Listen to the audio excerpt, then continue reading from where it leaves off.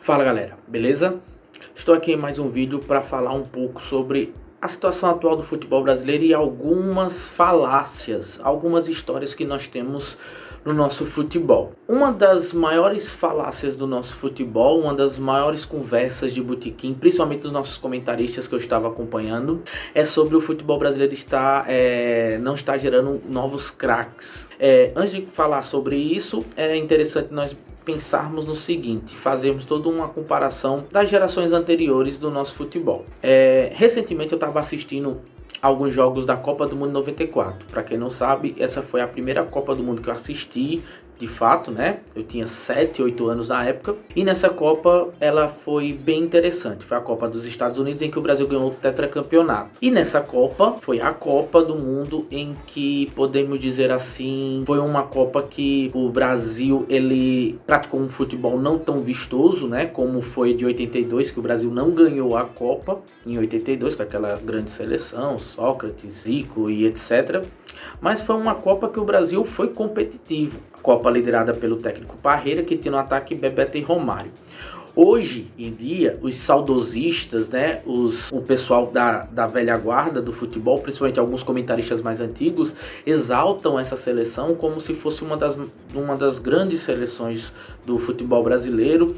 E não só essa de 94, mas de 98 e até 2002, que foi pentacampeã do mundo. Mas eu gostaria de fazer alguns adendos, algumas análises. Primeira análise. A mídia naquela época criticava e fazia as mesmas críticas praticamente que a mídia atual faz com a seleção e com os jogadores atuais. Eu vou deixar um link aqui na descrição. Eu queria colocar no vídeo, mas eu fiquei com medo de não passar pelo fato de direito autoral e tudo mais. Então eu ainda estou aprendendo a assistir como funciona esse YouTube. Então eu vou deixar na descrição, quem quiser assistir. Eu vi um vídeo sobre um programa esportivo, né? Se eu não me engano, na Band, Esporte Total, um programa muito antigo, eu assistia na época. E os comentaristas, né? E jogadores também da época, tem Zico, tem Tostão, se não me engano, nesse programa falando da Copa do Mundo 94, as expectativas da Copa do Mundo. E são basicamente as mesmas expectativas que nós criamos na Copa 2018, na Copa 2014. Como, por exemplo, pitacos sobre convocação. Eu acho que isso sempre vai ocorrer. O brasileiro, nós temos um egocentrismo muito grande no futebol. Não só no futebol, mas em outros meios, não é? Mas não é o caso falarmos de outros meios. O egocentrismo no nosso futebol é muito interessante. Então, por exemplo, dar pitaco sobre a convocação, falar que faltou alguém e tudo mais na Copa 94. E muitos na Copa 94 não estavam tão esperançosos em o Brasil ganhar aquela Copa. Criticavam o meio de campo brasileiro, que era formado por Dunga, Mazinho, Mauro Silva e Zinho. Esse meio de campo achava que era muito burocrático, não tinha criatividade, e o Brasil foi levando, chegando até a final, né? Não fazia um grande futebol, foi péssimo no terceiro jogo contra a Suécia, sofreu para empatar com a Suécia, um time muito fechado. O Brasil tinha dificuldade contra times fechados, porque dependia muito do talento de Romário e Bebeto. Então, por que eu tô falando muito da Copa 94? Primeiro, porque foi a Copa que me fez apaixonar por futebol, e essa Copa teve esse fator aí. Primeiro, o mundo estava passando por um processo de transição no futebol. O futebol era muito feio, tá sendo jogado muito feio, as seleções não tinham grandes craques, e naquela Copa 94 o Brasil não era o grande favorito. É tanto que na final o Brasil jogou praticamente com o time completo, né? O Jorginho sai logo no começo, o Jorginho lateral direito sai no começo do primeiro tempo e dá lugar a Cafu, né? Que daí Cafu vai seguir a longa carreira na seleção, como todos sabem. E aí, a partir daí, a Itália estava desfalcada com os dois melhores jogadores dela, né? Roberto Baggio e Baresi. O zagueiro Baresi e Roberto Baggio, que eram um dos melhores jogadores do mundo da época.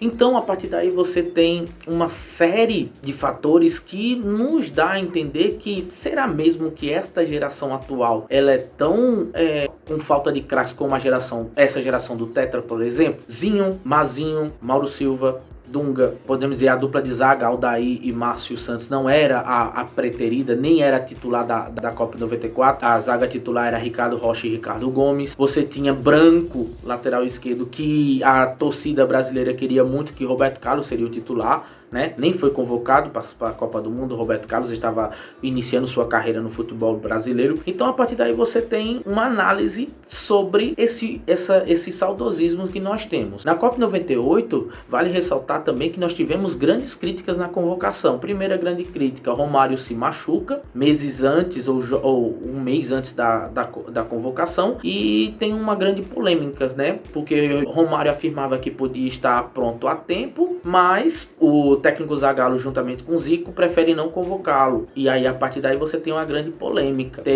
Tivemos a polêmica aí da final da Copa 98. Vale lembrar que surgiu a grande teoria da conspiração em 98. O Brasil vendeu a Copa para a França, porque a França era o país sede e tudo mais. Bem, gente, não é bem assim. A França praticava um ótimo futebol. O Brasil não estava indo bem naquela Copa. Fez uma boa partida, duas boas partidas. A partida contra o Chile nas oitavas, que ganha de 4-1, mas somente futebol muito fraco, escasso. Tinha grandes jogadores, como nós sempre tivemos. E por que eu tô falando isso? Porque nesse mês, né? Este mês agora, começou o pré-olímpico e veio na minha cabeça: será mesmo que nós temos péssimos atletas? Ou essa geração não é boa como as gerações anteriores? Vejo muita gente falando da Copa de 2002.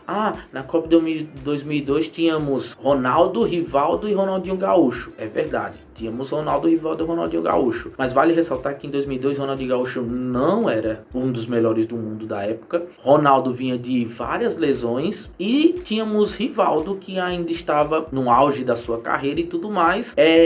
Mas nós tínhamos uma seleção muito contestada também. Então, quando nós olhamos o passado, nós temos que analisar, eu uso muito no meio acadêmico, o contexto histórico, né? O recorte histórico da época. Olhamos as seleções de 94, 2002 hoje com carinho porque foram campeãs. Pergunto para vocês: se a seleção 2014 não tivesse levado o 7-1, será que nós seríamos? A seleção 2014 não seria uma das melhores da história e tudo mais, com alegria nas pernas de Bernard, por exemplo? Sempre tivemos atletas como um Bernard no banco de reserva, contestado e tudo mais. Na seleção 94 nós tínhamos Paulo Sérgio, poucos devem conhecer. Tínhamos na seleção 98 André Cruz, o zagueiro. Na seleção 2002 nós tínhamos Anderson Polga na zaga. Tínhamos Luizão no ataque, se bem que a história de Luizão é belíssima e grandíssima, mas nós tínhamos jogadores melhores. Por exemplo, no meio de campo nós tínhamos Alex, nós tínhamos Djalminha, nós tínhamos Romário em 2002, que também não foi convocado por insistência aí de Filipão, buscas e brigas e tudo mais. E temos agora a seleção do pré-olímpico aí, e eu analisei que nós temos jogadores belíssimos, ótimos jogadores.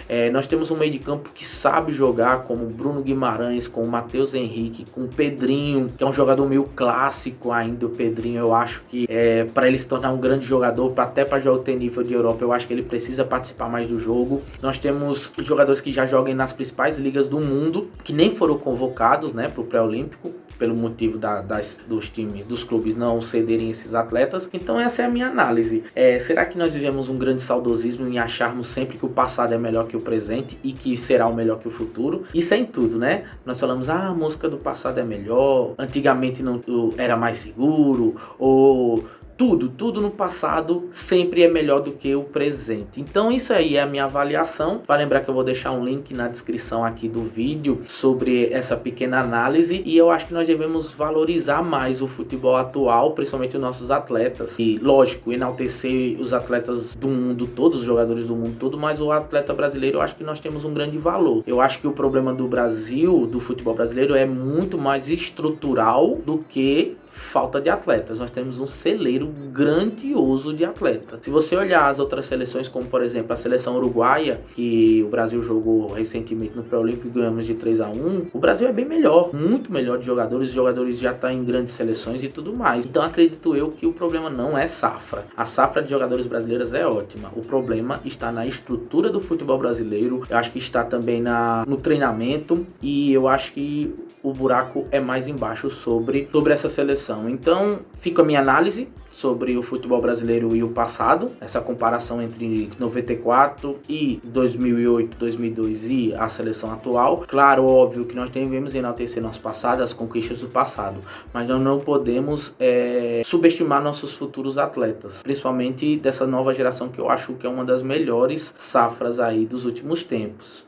Fica a dica, quem quiser me seguir no Instagram, vou deixar aqui o meu Instagram. Se inscreva no canal, dê sugestões, comentários, dê likes aí para ajudar a impulsionar o meu canal. E eu agradeço demais. Valeu!